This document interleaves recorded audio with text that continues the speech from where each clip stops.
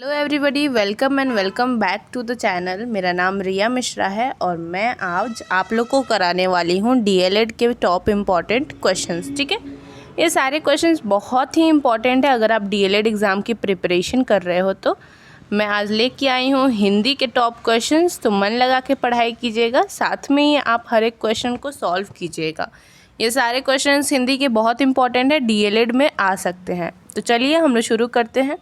मैं आज करूँगी 25 क्वेश्चन, तो ये सिर्फ 25 क्वेश्चन का खेल है। अच्छे से कीजिएगा, मन लगा के कीजिएगा और हर एक क्वेश्चन को सॉल्व करने की ट्राई कीजिएगा। मैं हर एक क्वेश्चन का एक्सप्लेन करूँगी और आंसर भी बताऊँगी। ठीक है, चलो शुरू करते हैं।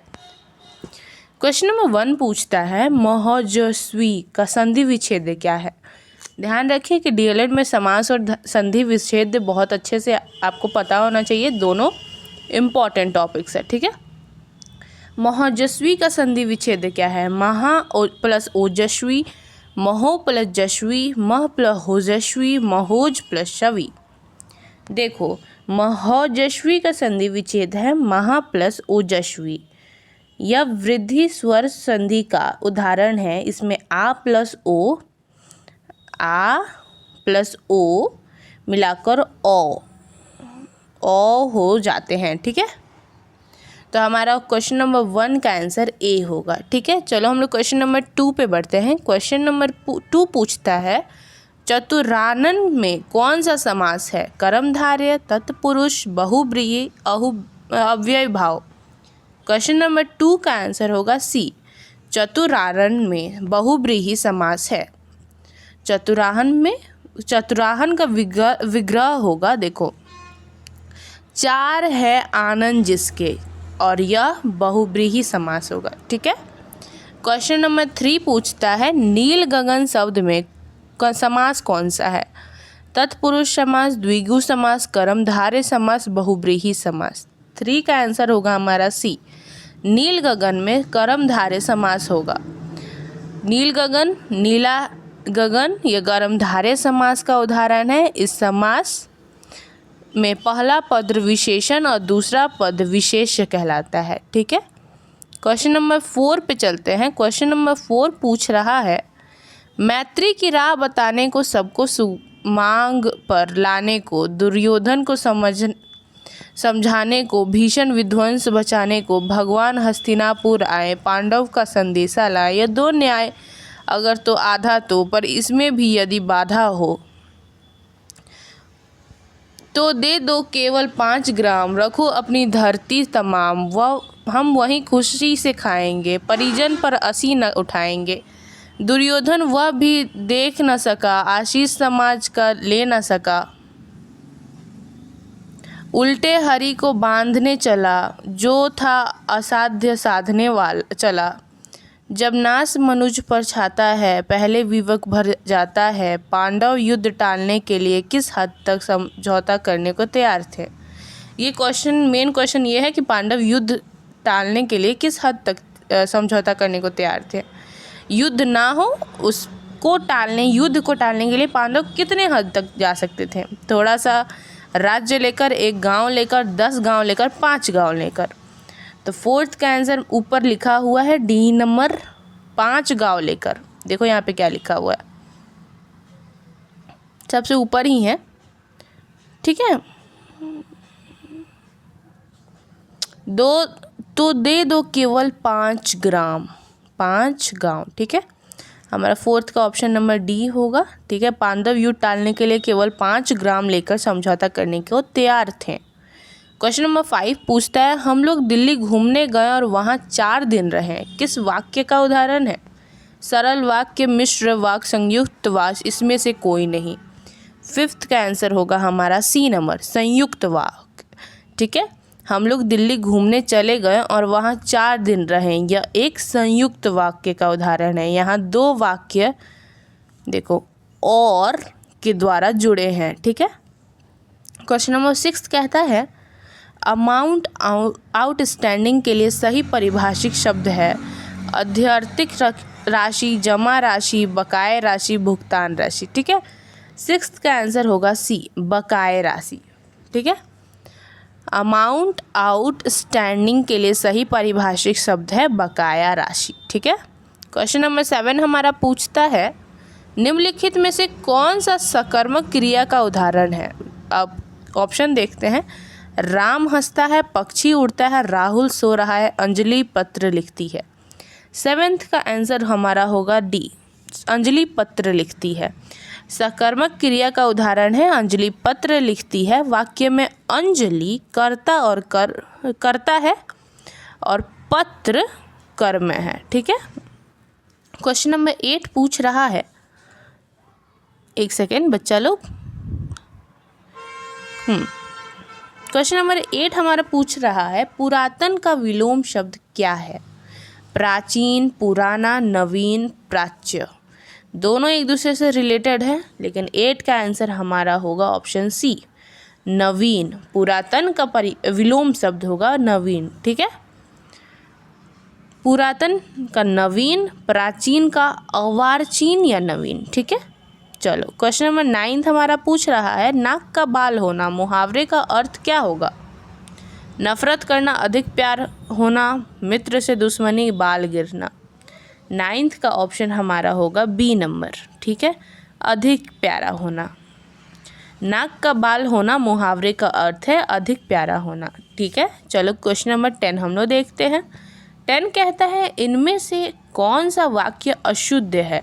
उसने बड़े बड़े फल काट लिए, यह हमारा आगामी नेता है, प्रत्येक काम सोच समझकर करो, शेर बड़ा भयानक होता है। 10 का आंसर हमारा बी होगा, यह हमारे आगामी नेता हैं। ठीक है। अशुद्ध वाक्य है यह हमारे आगामी नेता हैं। शुद्ध वाक्य होगा यह हमारे भावी नेता हैं। आगामी की जगह हमारा शब्द आवेगा अगर भावी, तो ये शुद्ध वाक्य कहलाता, लेकिन यह आगामी का अशुद्ध हो गया। ठीक है। क्वेश्चन नंबर 11 बोलता है संज्ञा के कार्य करने वाला पद समूह को कहते हैं संज्ञा पदबंध, सर्वनाम पदबंध, विशेषण पदबंध, क्रिया पदबंध। पदबंध आप लोग पढ़ लीजिएगा, हिंदी के रूप से देखा जाए डीएलएड में बहुत ज़्यादा ये आवश्यक होता है। 11 का आंसर हमारा होगा ऑप्शन ए, संज्ञा पदबंध। संज्ञा को कार्य करने वाला पद समूह को संज्ञा पदबंध कहते हैं। जैसे भारत के प्रधानमंत्री, मिट्टी का तेल। ठीक है। ये दो अलग अलग वाक्य हैं और ये संज्ञा पदबंध में आएंगे। ठीक है। क्वेश्चन नंबर 12 पूछ रहा है क्रिया के जिस रूप से भाव की प्रधानता होती है वह क्या कहलाता है। कृतिवाच्य, कर्मवाच्य, भाववाच्य, क्रिया। ठीक है। 12 का हमारा आंसर होगा सी, भाव्यवाच्य। क्रिया के जिस रूप से भाव का प्रधानता हो वह भाव्यवाच्य कहलाता है। ठीक है। इसमें क्रिया कर्ता और कर्म को छोड़कर भाव के अनुसार होती है। भाव्यवाच्य में क्रियाएं प्रायः अकर्मक होती हैं। इसमें असमर्था और निषेध होने के वाक्य नकारात्मक होते हैं, जैसे राम से टहला नहीं जाता। ठीक है। क्वेश्चन नंबर 13 हमारा पूछता है निम्न में से कौन सा वाक्य शुद्ध है। आपका कलेजा में साहस नहीं है, वह पुस्तक को और किसी के हाथ ना दीजिए, उसने उनके गले में एक गेंदे की माला डाल दी, जीवन में सच्चा मित्र विरला ही होता है। हमारा 13 का आंसर डी नंबर एकदम सही होगा, जीवन में सच्चा मित्र विरला ही होता है। ठीक है। शुद्ध वाक्य है जीवन में सच्चा मित्र विरला ही होता है, अन्य सारे अशुद्ध हैं। ठीक है। चलो क्वेश्चन नंबर 14 पे बढ़ते हैं। क्वेश्चन नंबर 14 पूछ रहा है शब्द की प्रसिद्ध अर्थ देने वाली शक्ति कहलाती है लक्षणा, अभिधा, व्यंजना, तीनों। 14 का आंसर हमारा होगा ऑप्शन नंबर बी, अभिधा। शब्द का प्रसिद्ध अर्थ देने वाली शक्ति अभिधा कहलाती है। क्वेश्चन नंबर 15 पूछता है मुख्यार्थ और लक्ष्यार्थ की अपेक्षा अधिक सूक्ष्मता और रमणीयता किस अर्थ में रहती है। लक्षणा, अभियता, छंद, व्यंग। हमारा 15 का आंसर होगा डी, व्यंग। मुख्यार्थ और लक्ष्यार्थ की अपेक्षा अधिक सूक्ष्मता और रमणीयता व्यंग में रहती है। ऑप्शन नंबर डी हमारा सही होगा। क्वेश्चन नंबर 16 पूछता है कि वाक्य में जहाँ शब्द के कारण रमणीयता हो और शब्द परिवर्तन से काव्य सौंदर्य श्रीम को हो जाए क्या कहलाता है? ये उभयालंकार, अर्धालंकार, शब्दालंकार, भावालंकार। 16 का आंसर हमारा हो 16 का हमारा आंसर है 16 का हमारा आंसर होगा बेटा लोग सी नंबर। ठीक है, शब्दालंकार। वाक्य में जहाँ शब्द के कारण रमणीयता और शब्द परिवर्तन से काव्य सौंदर्य क्षीण हो जाए वो शब्दालंकार कहलाता है, यानी सी नंबर हमारा सही होगा। ठीक है, चलो क्वेश्चन नंबर 17 पूछता है, जहाँ अप्रस्तुत का प्रस्तुत में निषेध रहित आरोप किया जाए वहाँ अलंकार क्या होगा? रूपक, विभावना, दीपक या असंगति। हमारा 17 का आंसर होगा ए, रूपक। ठीक है, रूपक हमारा सही होगा, जहाँ अप्रस्तुत का प्रस्तुत में निषेध रहित आरोप किया जाए वहाँ रूपक अलंकार होता है। क्वेश्चन नंबर 18 पूछता है, उपमेय तथा उपमान को एक मान लिया जाता है तो कौन सा अलंकार होता है? अनुप्रास, श्लेष, उपमा, रूपक। 18 का आंसर बहुत ही आसान है, रूपक होगा। ठीक है, उपमेय तथा उपमान को एक मान लिया जाता है वह रूपक अलंकार कहलाता है। क्वेश्चन नंबर 19 पूछता है, खिले हजारे चांद तुम्हारे नयनों के आकाश में, इनमें कौन सा अलंकार है? श्लेष, रूपक, यमक, उपमा। 19 का आंसर हमारा होगा बी नंबर, रूपक। ठीक है, खिले हजारे चांद तुम्हारे नयनों के आकाश में, यह पंक्ति रूपक अलंकार होगा। क्वेश्चन नंबर 20 कहता है, खंजरीर नहीं लखी परत, कुछ दिन सच्ची बात, बाल ड्रगन समहीन को, करण मानो तपजात। इस पंक्ति में कौन सा अलंकार है? यमक, उत्प्रेक्षा, विरोधाभास, श्लेष।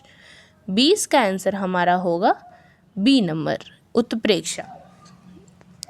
खंजीर नहीं लखी परत, कुछ दिन साची बात, बाल ड्रगन समहीन को, करण मानो तपजात। उपयुक्त पंक्ति में उत्प्रेक्षा का प्रकार अलंकार है, इसमें वास्तविक फल के न होने के उसी को फल मान लिया जाता है। ठीक है, क्वेश्चन नंबर तो हमारा 20 का आंसर होगा 20 का आंसर जैसे मैंने बताया बी नंबर होगा, उत्प्रेक्षा, बी। क्वेश्चन नंबर 11 बोलता है, मैं अंधा भी देख रहा हूँ, रोती हो तुम रोती हो। इस पंक्ति में कौन सा अलंकार है? 21 का आंसर हमारा होगा ऑप्शन नंबर डी, विरोधाभास। ठीक है, मैं अंधा भी देख रहा हूँ, रोती हो तुम रोती हो। इस पंक्ति में विरोधाभास अलंकार है, यानी ऑप्शन नंबर डी हमारा एकदम सही हो जाएगा। क्वेश्चन नंबर 22 पूछता है, छंद के कितने अंग होते हैं? 8, 7, 6, 5। क्वेश्चन नंबर 22 का हमारा ए आंसर सही होगा, छंद के 8 अंग होते हैं। ठीक है, वो 8 अंग में पहला होगा पाद, दूसरा होगा मात्रा, तीसरा होगा वर्ण, चौथा होगा संख्या और कर्म, फिर लघु और गुरु, गण, यति, गति, तुक। ठीक है, ये हमारे 8 छंद के अंग होते हैं। क्वेश्चन नंबर 23 पूछता है, निम्नलिखित पंक्ति में कौन सा वर्णिक छंद है? जागो उठो भारतवासी, आलस त्यागो न बनो पलासी। इंद्रवर्जा, उपेंद्र वर्जा, मंजुमालिन, यंगूत प्रलित। 23 का आंसर हमारा ऑप्शन नंबर ए एकदम सही होगा। चलिए क्वेश्चन नंबर 24 पे चलते हैं। काव्यालंकार स्तोत्रवृत्ति किसकी रचना है? आचार्य वामन, आचार्य दंडी, आचार्य भामह, आचार्य अनुभवगुप्त। 24 का हमारा आंसर ऑप्शन नंबर ए होगा, आचार्य वामन। ठीक है, काव्य अलंकार स्तोत्रवृत्ति की रचना आचार्य वामन ने की थी। ठीक है, क्वेश्चन नंबर 25 ये हमारा लास्ट क्वेश्चन है। अगर आपको वीडियो हमारी पसंद आई तो चैनल को सब्सक्राइब और कमेंट ज़रूर कीजिएगा कि आपको वीडियो कैसा लगा और आप आगे कौन से विषय में वीडियो चाहते हैं डीएलएड के ऊपर। ठीक है, हमारा ये अभी डीएलएड सीरीज़ चल रहा है, आगे कोई और एग्ज़ाम की सीरीज़ आएगी। क्वेश्चन नंबर 25 पूछता है, अभिनव गुप्त के अनुसार रस के कितने प्रकार हैं? 9, 11, 10, 8। 25 का आंसर हमारा होगा ऑप्शन ए, 9।